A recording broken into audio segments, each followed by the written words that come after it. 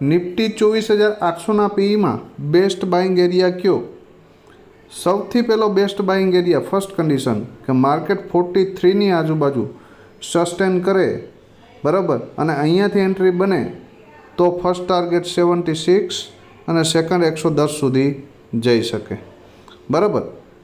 Second entry ધારી લ્યો કે 43 ના આવ્યો અને 76ની ઉપર ક્લોઝ કરે તો ફર્સ્ટ ટાર્ગેટ તમારો 110 અને સેકન્ડ 135 સુધી મળી શકે.